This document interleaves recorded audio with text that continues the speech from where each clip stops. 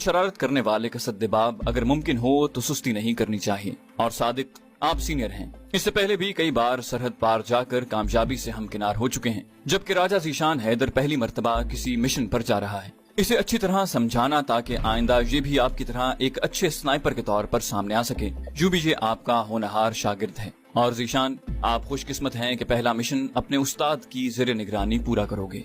अब वो senior तजुर्बाकार sniper और मेरा उस्ताद, जिसके सर पर तकमील मिशन का बोझ था, यहाँ से करीबन 5 किलोमीटर दूर बेबसी की हालत में पड़ा था और मिशन की सारी जिम्मेदारी एक नौ आमोज स्नाइपर यानी मुझ पर आन पड़ी थी। गो जख्मी होने के बाद उस्ताद सादिक ने मिशन को अधूरा छोड़कर वापस जाने का मशवरा दिया था, मगर मेरे इसरार पर उसे जरूरी हिदायत और नेक ख्वाहिशात के साथ मुझे रुखसत करना पड़ा था। वो 2 घंटे तक मुझे समझाता रहा था और हकीकी बात है कि मुझे अपनी सारी ट्रेनिंग से उस्ताद सादिक की आखिरी हिदायत ज्यादा मौसर लगी थी, क्योंकि ये हिदायत अमली जिंदगी की ऐन इब्तदा थी।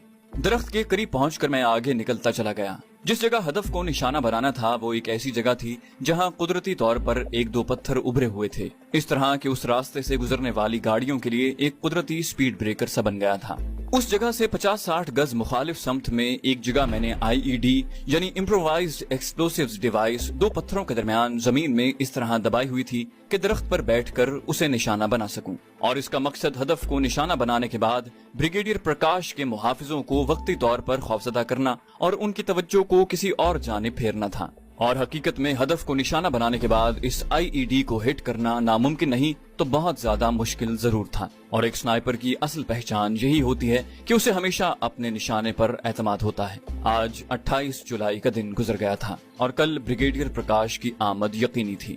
मैंने देखभाल और खूब सोच समझकर दुश्मन की आमद की समत से बाएं जानिब एक दरख्त पर आरजी मचान बनाई थी। बाएं समत जगह चुनने में एक तो ये फायदा था कि ब्रिगेडियर प्रकाश ने ड्राइवर के साथ फ्रंट सीट पर बैठा होना था, इसलिए लामुहाला उसने बाएं साइड पर ही होना था। दूसरा, मुझे फरार के लिए भी यही समत मतलूब थी। इस जानिब दरख्त भी कुछ ज्यादा थे। IED के ठीक लगा होने का इत्मीनान करके मैं वापस दरख्त के पास आया और मचान में लेटकर सो गया। खुद को रस्से से बांधना मैं नहीं भूला था, वरना दूसरी सूरत में नीचे गिरकर मैं जख्मी या हलाक हो सकता था। सारे दिन की थकन और बेआरामी के बावजूद मैं रात को अच्छी तरह नहीं सो सका था। बार बार आंख खुल जाती थी। एक बार तो सीटी की आवाज सुनकर मैं बेसाख्ता चौंक उठा और दोबारा सीटी बजने पर मेरे होंठों पर मुस्कुराहट दौड़ गई थी, क्योंकि गुनूदगी भागते ही मैंने आवाज को पहचान लिया था। ये उस इलाके में मौजूद एक बड़े साइज के चूहे की आवाज थी, जो जिसामत में बिल्ली से भी बड़ा होता है। इसका मकामी नाम तरशून है। अपने बिल के धाने पर खड़ा होकर जब ये जोरदार आवाज निकालता है तो बिल्कुल यूं महसूस होता है जैसे सीटी बजाई जा रही हो। सुबह तड़के उठकर मैं जरूरियात फितरत से हम कलाम हुआ और फिर दरख्त पर चढ़कर